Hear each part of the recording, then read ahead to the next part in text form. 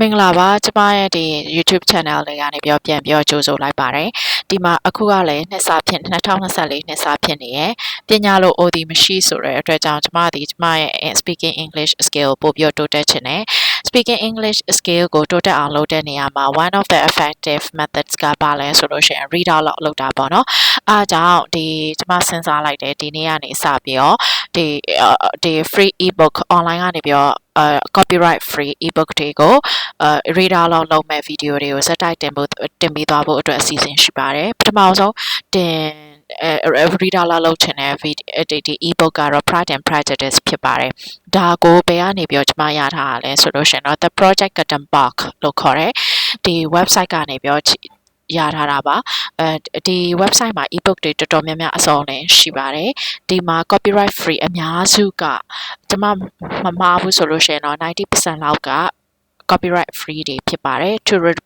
reproduce ပြန်ပြောလုပ်လို့ရပါတယ်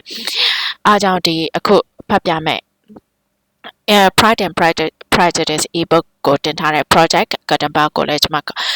credit ပေးပါတယ်ဒါဆိုလို့ရှိရင်ကျွန်တော်တို့စပြီးတော့ဖတ်ရအောင်ဒီမှာဆိုလို့ရှိရင်လေကြီးလိုက်လို့ရှိရင်ဒီ ebook မှာဆိုလို့ရှိရင်သူကလေဘယ်လောက်ထိဘယ်လိုတောင်ဖတ်ပြရမလဲဆိုပြီးတော့ကျွန်မစဉ်းစားတာပေါ့နော်စဉ်းစားတော့ဒီမှာဘာသွားတွေ့ရလဲဆိုလို့ရှိရင်လေသူကလေဒီလိုမျိုး486အဲ့လိုမျိုးစာပိုက်တွေအထိရှိတယ်ပေါ့နော်အဲ့ဒါယူတနေ့အထည်နဲ့တော့ကျွန်မအကုန်မဖတ်နိုင်ဘူးအားကြောင့်ဘယ်လိုစဉ်းစားထားလဲဆိုလို့ရှိရင်တော့တရက်ကိုသူကပြင်ဒီစာပိုက်လေးတွေကိုပေါ့နော်ဒီတစ်ခုနဲ့တစ်ခုဒီ number တစ်ခုနဲ့တစ်ခုကြားထဲမှာသူကစာကြောင်းရေ10ကြောင်းကနေပြီး15ကြောင်းလောက်အထိကိုတစ်ပိုက်လုံးနဲ့သူလှုပ်ထားပါတယ်နဲ့တူပါတယ်အားကြောင့်ကျွန်မအနည်းဆုံးဒီလိုနံပါတ်လေး3ခုအနည်းဆုံးပြီးအောင်တော့ဖတ်သွားမယ်ဆိုပြီးတော့စီစဉ်ထားပါတယ်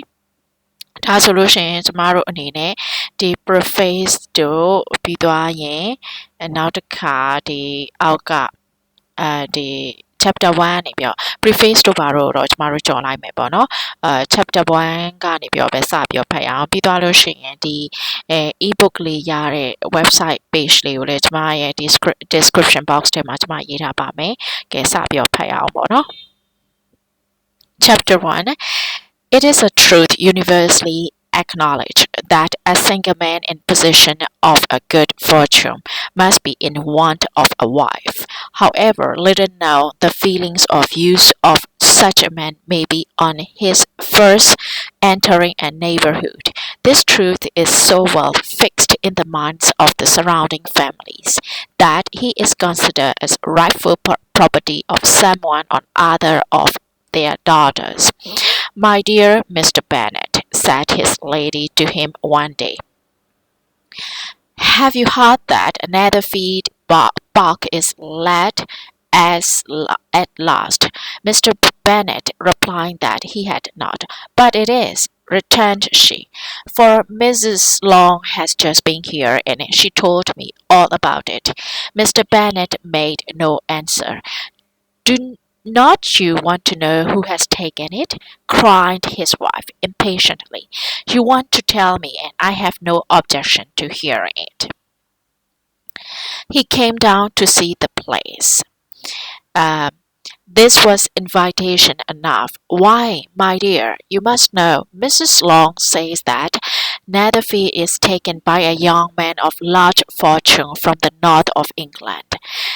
That he came down on Monday in a chaise and for to see the place, and was so much delighted with it that he agreed with Miss Morris immediately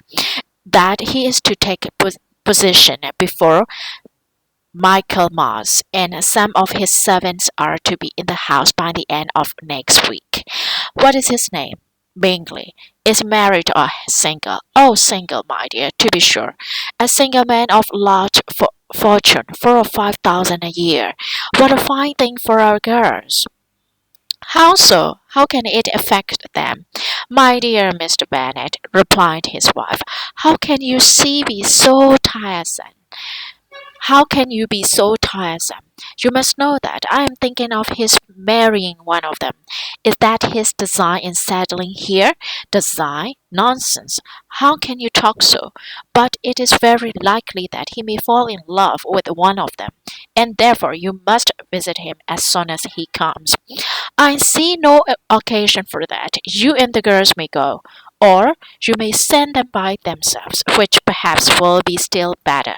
for as you are as handsome as any of them, Mr. Bingley might like you the best of the party.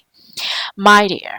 you flatter me. I certainly have had my share of beauty, but I do not pretend to be anything extraordinary now. When a woman has 5 grown-up daughters, she ought to give over thinking of her own beauty. In such cases, a woman has not often much beauty to think of. But, my dear, you must indeed go and see Mr. Bingley when he comes into the neighborhood. It is more than I engage for, I assure you.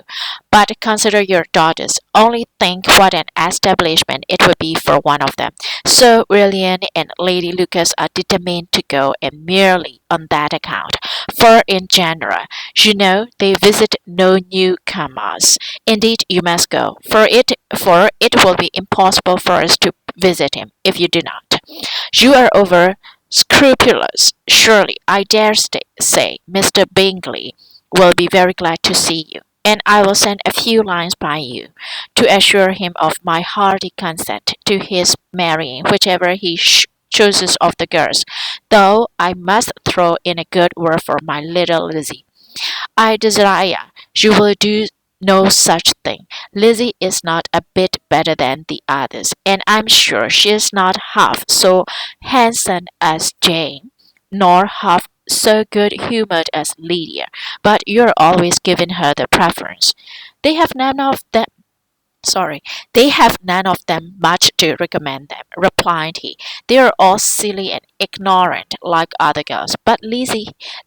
has something more of quickness than her sisters. Mr. Bennet, how can you abuse your own daughter in such a way? You take delight in vexing me. You have no compassion on my poor nerves. You mistake me, my dear. I have a high respect for your nerves. They are my old friends. I have heard you mention them with consideration these 20 years at least. Ah, you do not know what I suffer. But I hope you will get over it, and live to see many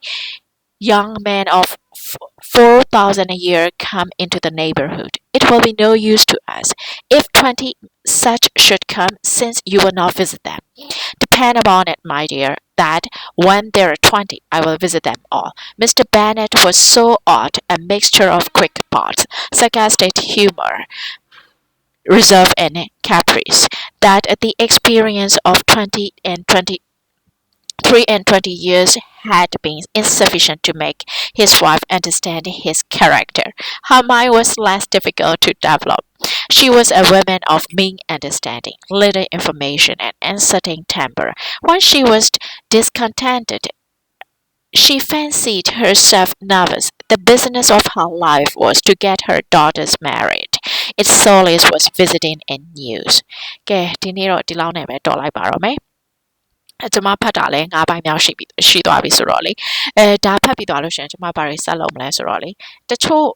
စကားလုံးတွေကိုကျွန်မမသိဘူးအဲ့ဒါတွေကိုကျွန်မစာအုပ်ထဲမှာရေးချမယ်ပြင်အတိတ်ပဲတွေရှာမယ်ပြင်သူတို့နဲ့ပတ်သက်တဲ့ word form တွေ verb form တွေကိုကျွန်မလေ့လာမယ်ပေါ့နော်ပြီးလို့ရှိရင်နောက်နေ့မှာပြန်ပြီးတော့အသုံးချနိုင်အောင်ပြန်ပြီးတော့စဉ်းစားမယ်ဒီဗီဒီယိုလုပ်ပြီးသွားတဲ့အချိန်မှာလည်းကျွန်မဒီစာဖိုက်လေးကိုနောက်တစ်ခေါက်ပြန်ပြီးတော့ထပ်ဖတ်ပါမယ်ဒီလိုနေရာပြန်ကျွန်မရဲ့ speaking skill listening skill vocabulary ပြီးနောက်တစ်ခုအနေနဲ့အခုကreader လုပ်တဲ့အတွက်ကြောင့် reading ကို practice လုပ်ပြီးသားဖြစ်သွားတယ် listening အတွက်ဆိုလို့ရှိရင်တော့ကျွန်မ YouTube ကနေပြီးတော့ပြန်ပြီးတော့နားထောင်မယ်ပေါ့နော်